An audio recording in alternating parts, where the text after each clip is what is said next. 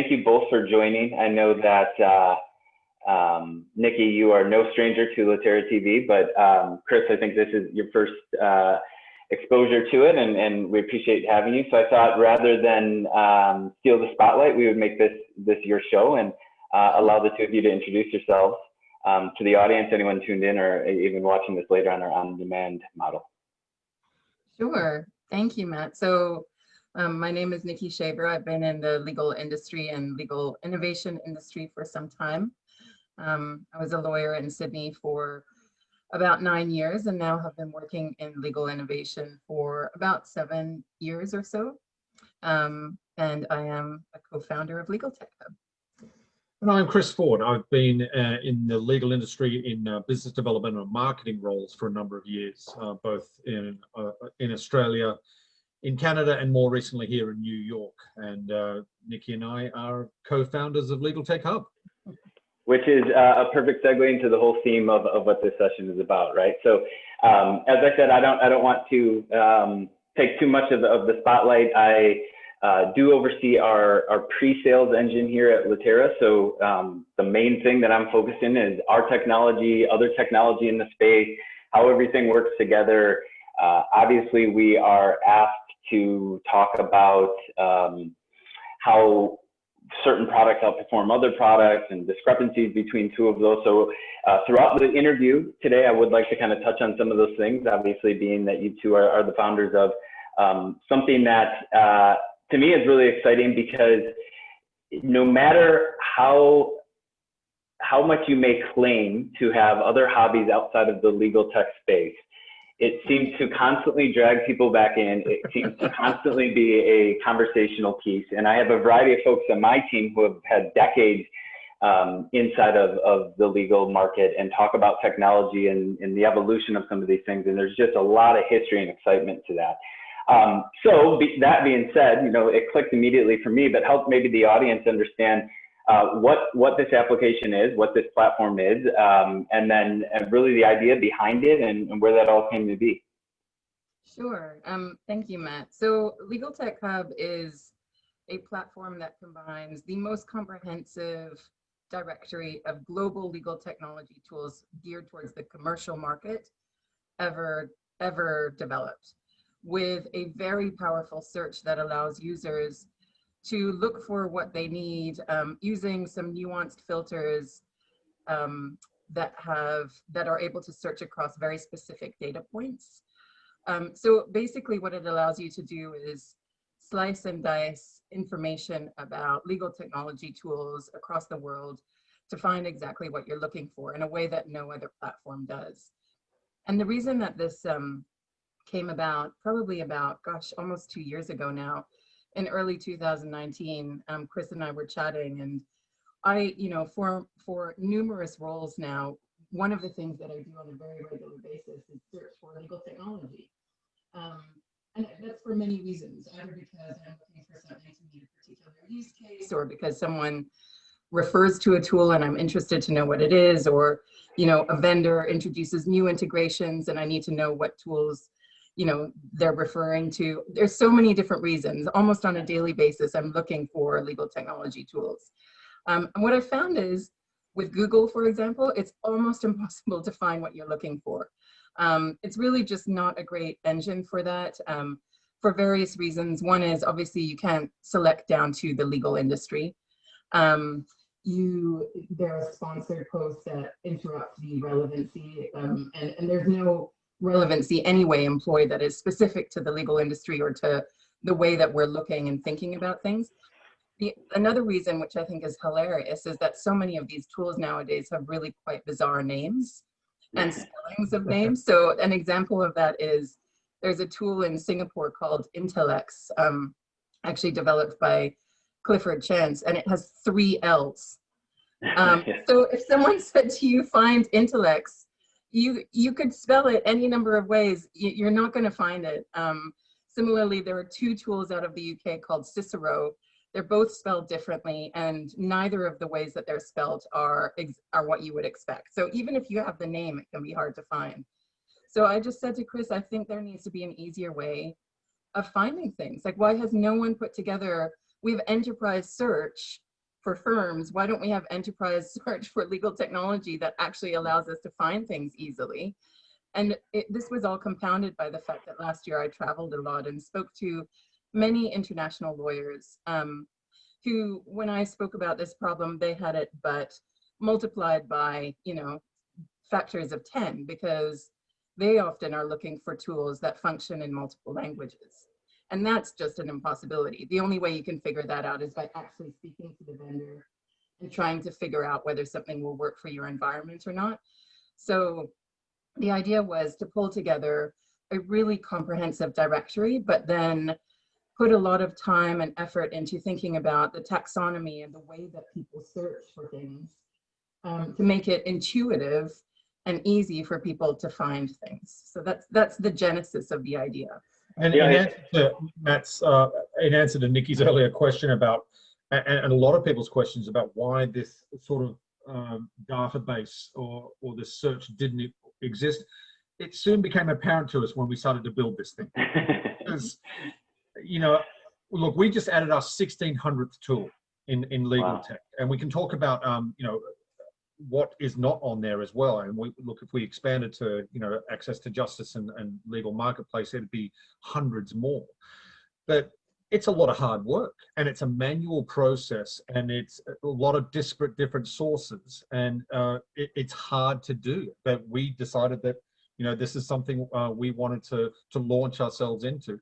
And Matt, we are well-rounded people. We have interests outside of legal tech, I promise. All right, I'll hold you to that.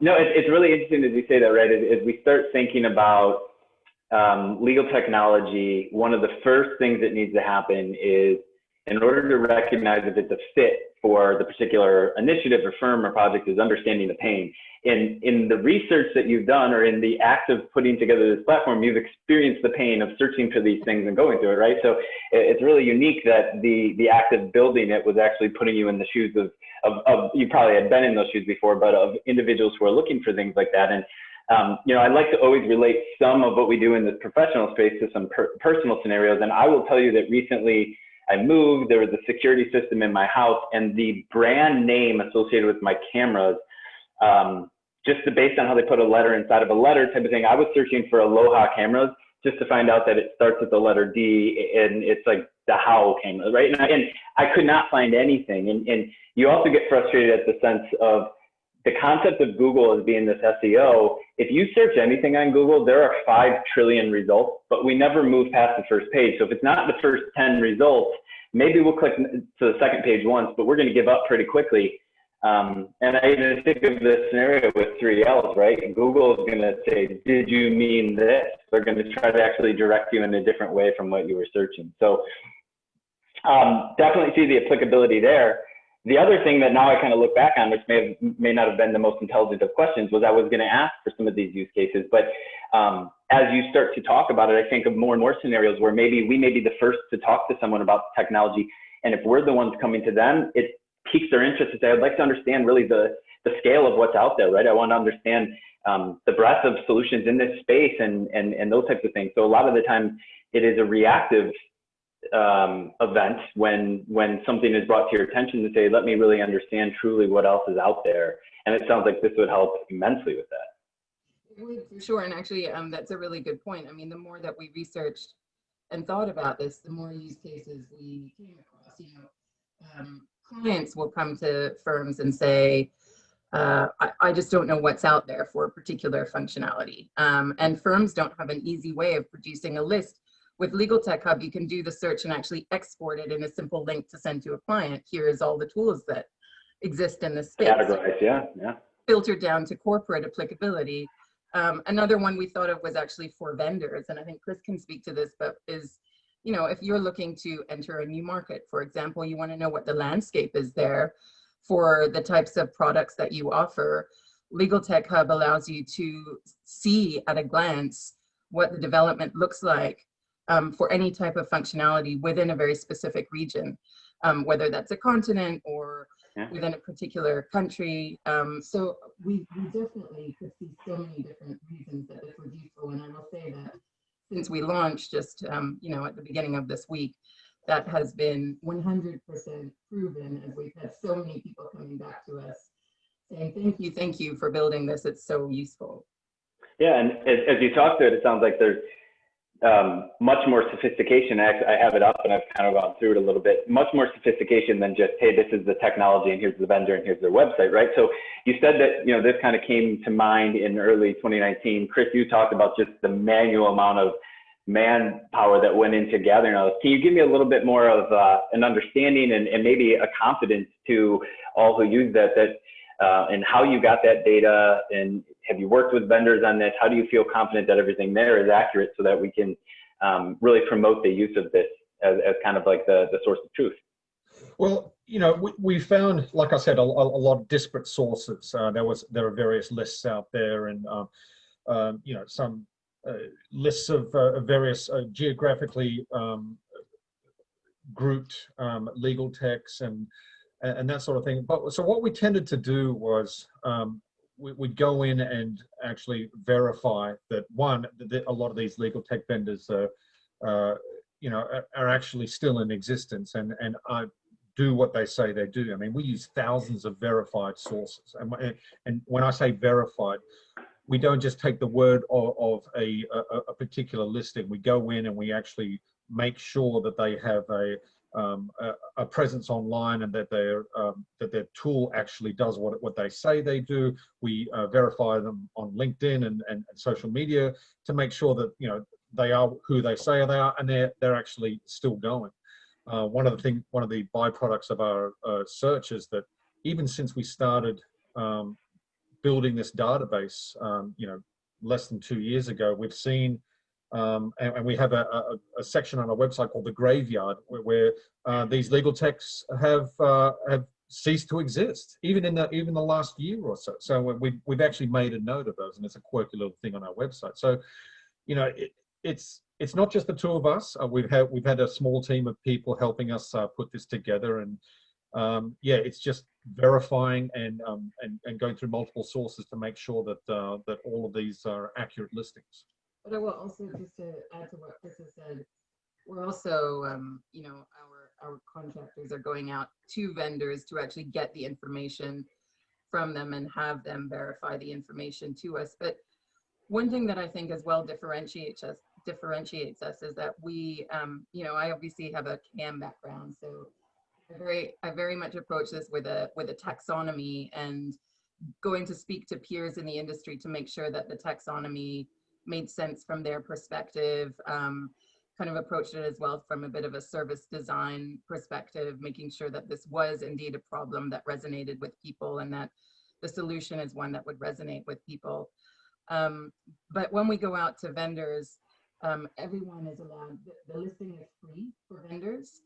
They can upgrade to a premium listing, but it's completely free because part of our mission here is to actually democratize legal technology by making it accessible to everyone. I mean, as I said, one of the origination motivations was to help firms, smaller firms and corporate entities in multilingual jurisdictions. But if a vendor comes to us and says, you know, we want these 5 functionality tags applied, there is a sanity check. So our taxonomy is applied in quite a rigorous way. You know, so certain terms have specific meanings, and we won't just allow every functionality to be applied for a tool. We'll actually process it through, you know, our taxonomy scope and make sure that what we're applying as a tag really is meaningfully relevant to the tool. And Chris has done an enormous amount of work with our contractor as well in terms of weeding out tools that we don't think fit. So we have looked at thousands and thousands of sources, many more than actually made it onto this very large list. You know, we did not want, we think access to justice is wonderful, and we actually have a way of supporting various causes through Legaltech Hub, but because this is geared towards professionals who work in commercial legal, we wanted to make sure that it was clean, and therefore we weeded out access to justice tools that are for, you know, the public rather than legal professionals themselves. So any legal marketplace tools, any, you know, automated will services, all of that kind of thing. And so I think that's one of the reasons people can trust our directory, is the amount of thought that went into compiling it. Yeah, I was going to say, I'm looking right here where it says edit your listing, right? You can add and update. And Chris, to your point, there's the graveyard aspect of things, which absolutely happens, right? There are the products that are deprecated and retired, but I'm very familiar with it, and I know the two of you probably are, but even the amount of disactivity from M&A that has started to happen in this space, and the consolidation and the renaming of applications, and you know, kind of the reverse engineering to take components out of the product and put it back in there. You can see how daunting that would obviously be. And Nikki, to your point, you said professionals in this space. It traditionally has been IT. I think KM has come in obviously with a great mindset to say that we understand the technology, we understand the practice and how it would be used.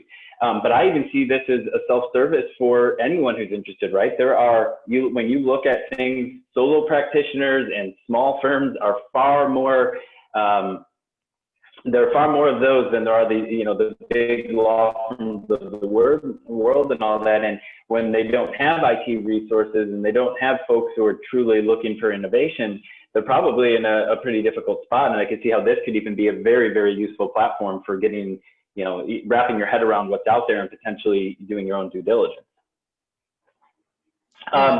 So as we talk, oh, sorry. Didn't mean to interrupt. Oh, I just would, the consolidations, the M&A in the market, I just wanted to reference as well. We have not just graveyard, we also have a consolidation space to actually capture acquisitions in the market. We think that the way that, I mean, obviously this is 1 year's worth of data, but as time moves on, we actually think that this will be an interesting source of data for, even for students or, you know, professors in the space. And just for people who are interested in the industry. So you'll see that Litera features quite heavily in the consolidation. Yes.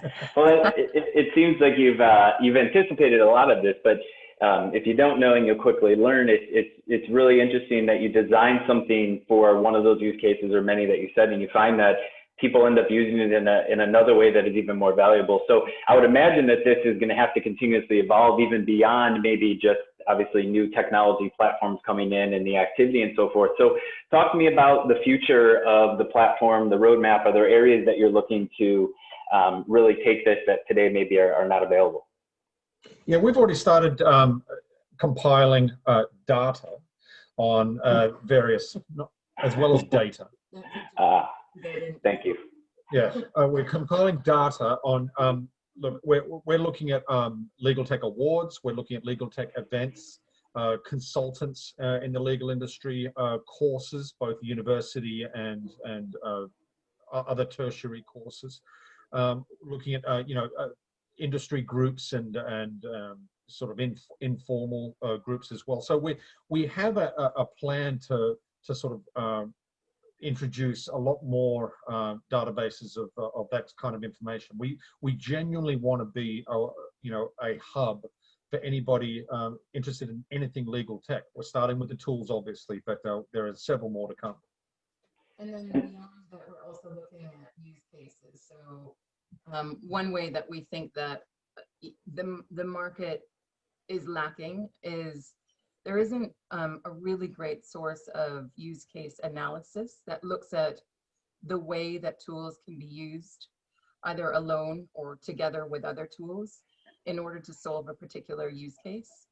And so what we're hoping is to add some features that will make it easier. So to your point, Matt, you know, even if that person searching is a lawyer with no technical background whatsoever, but they know that they're looking for a particular solution to a very specific problem, we want to make it easy for that person to come on and do a search. We also want to make it easy for people to come on and find content that actually compares the applicability of using one tool over another in relation to a use case, depending on what environment you're in. So that is in the future. And we also want to offer the ability to leave reviews and ratings so that, again, people can come on and get a sense of what people's experience has been using a particular tool or their experience with a particular vendor.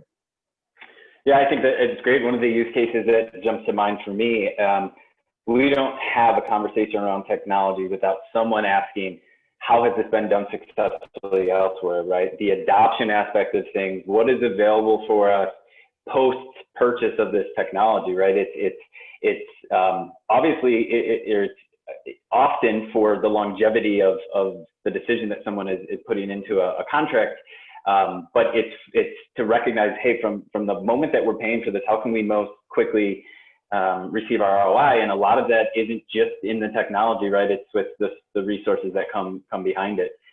So even as you start talking about that, right, I can see the places that this can continue to go. And Chris, to your point, I think once you guys start talking about putting together things about rewards, you probably have someone sitting next to you who's pretty well aware of those, and can probably help out with that, right? Quite right. Yes. That's great. That's great. So kind of getting towards the end here, I think of, you know, a lot of the research that I do around how people consume information. It's often that you have a 30-minute to a 60-minute session with somebody, and people remember just a few things, right? They come out of that maybe remembering 20% of that. So the question I'd really like to ask the two of you is, if one person were to watch this and walk away with 20% of information, what is in that 20% that you want everyone to know about this? What can people be doing to actively stay in, you know, kind of the community of this platform? And, you know, where I'll let you guys speak to it. Where can it be found? How can people leverage it? Maybe speak to a little bit of that, because, you know, just me sitting here and not being able to click it as you talk about it is kind of driving me nuts. So for everybody who's interested in getting their hands on it, help us. One of our major philosophy, and something we really want to come across, is that, as Nikki said before, this is about democratizing legal tech. This site will always be free to list and always be free to use. So look, we have enhanced listings and advertising and that sort of thing, but anyone who we vet as a genuine legal tech provider and a tool will always have a free listing and access to the wider legal tech community. And anyone who wants to find any one of those resources that we mentioned before will always have free access to it. So that's a you know, something I don't know if anyone else has really tuned into from a vendor standpoint, but that's our philosophy. Yeah, I think that's a great point. And the other takeaway for me is just, this is meant to help you. So you can find it at legaltechnologyhub.com. I'm happy to share the link. Matt, I don't know if there's a way to do that on this video when it's available recorded, but it's intended to be helpful to people. So please go in and use it. We know of many people who have distributed it already to their teams and across their firms for use. It's really just supposed to be a resource that is helpful no matter where in the world you are, no matter what language you and your clients speak. It's really meant to be something that helps you find what you're looking for in a way that nothing previously has done.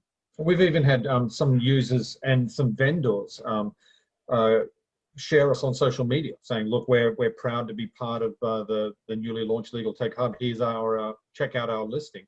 And users have said, look, check this out because it's a really valuable tool. And one thing that's really heartening to us is the number of people who've reached out and who have said, thank you for building it. Yeah. Long overdue.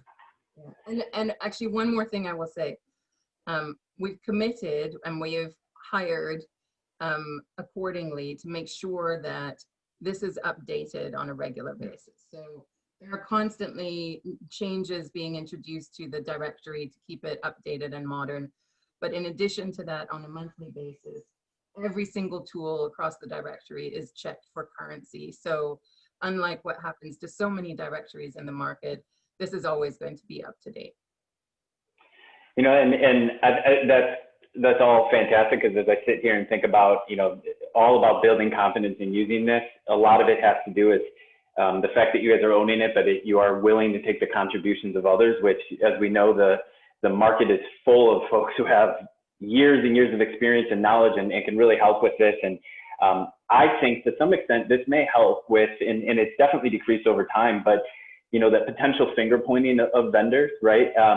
Nikki, I know for years in events that you and I have been a part of and gone through, like you've really pushed for change throughout, change management through law firms and things of that nature. But one of the big takeaways I remember specifically with you is you working on behalf of ourselves and another vendor, right, to help seamlessly bring these things together. And there was really this challenge of vendors to say legal technology needs to work together, right? It's mutually beneficial. We're working on behalf of the same law firms and customers and so forth. So I can't see why someone would not want to be a part of it. I'm excited for it. I can't wait to dig in to see everything that you have listed with Litera and all these other applications that we provide. And I even think to that extent, you've captured what we tried to do with this concept of Litera Connect, which was point out, here are all the other providers that we have integration points with. It's not just that single search of here's a tool, but here are the other tools that can help you, accomplish that use case and that workflow. So I think this is incredibly innovative. It is incredibly exciting. I just hit my 12-year mark inside of legal, and this is something that I have yet to see, and I can already see the magnitude of value that it will provide. We appreciate that. Much, Matt. Thanks so much, Matt. It was wonderful having you two. Have a great day. You too. Bye-bye. Bye.